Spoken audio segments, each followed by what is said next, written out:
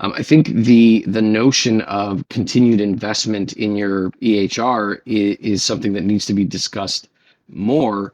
Like I keep thinking back to like as we're talking about this, why is the EHR so difficult to get right?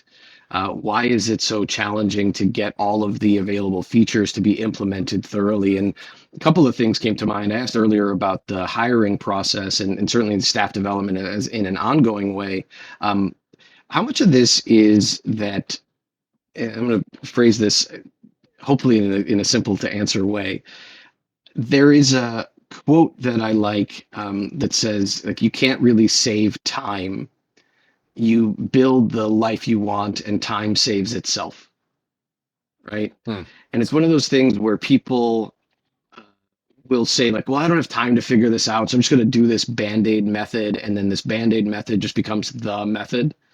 And then the idea of unstacking all the band-aids becomes more daunting than learning it the right way the first time. Is it that people really don't have time to make their EHR work for them, or is it that it's not a priority?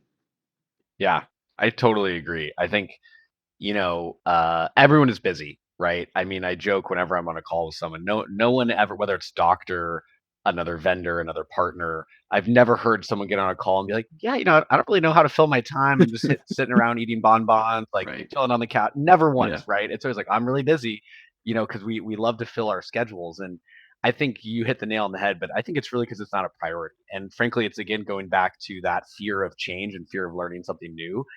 There's unfortunately just not a lot of people who relish the feeling of not being good at something and learning something new for the first time. So once you learn that band-aid, at least you know it. It's like the devil you know versus the devil you don't. You're like, well, at least I like know how to do it. I probably isn't the most efficient or the best way, but I don't really want to feel like a student again. Frankly, I don't really want to go back to square one and feel like I have to relearn or learn something new.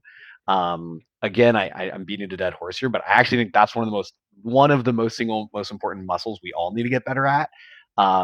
Not just like doctors or staff, but everyone, because again, technology is not standing still.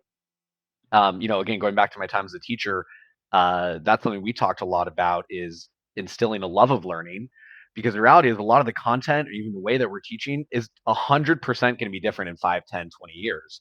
A lot of the content, especially if you're talking about technical content, if you're an engineering student, half of that's going to be outdated 3 or 5 years later. So it's more about learning how to learn, learning to love learning. I think that goes even to this when you're talking about learning new software tools and carving out that time. I also think uh, my biggest advice is start somewhere. So you don't need to devote 5 hours a week, but again, even if it's literally once a month, put an hour hold on your calendar and uh, do a little bit of training or do a little bit of research on new features or look at what else is out there. If you've done that and you're like, hey, actually, I might, we don't have that module and I need it, like go spend that time. Um, Again, this is like probably very obvious low hanging fruit, but like put it on the calendar too. I mean, maybe this is just me now. I mean, I live by my calendar, but if you don't schedule it, and to your point, if you don't create the time will not magically appear. Again, there's almost never going to be a Thursday afternoon where you go, oh, I just like magically have nothing going on, and I remember to do this thing that I thought about doing 3 months ago and 6 months before that, but I never did. It's like you need to proactively schedule it, and if not, your odds of it happening plummet. Absolutely. If it's not on my calendar, it doesn't exist. It may as well have never existed because I Yeah, will never think about it again. So, playing yeah. devil's advocate for a second, if I'm a practice owner and I'm listening to this podcast and I hear I've got to devote an hour of time every month to learning software I already also pay for, how do I justify that time? Yep. Well, the reality is you need to think about uh, again.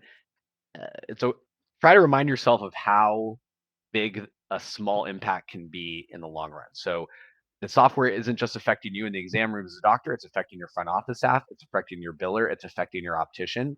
And I would argue that it's one of the best uses of your time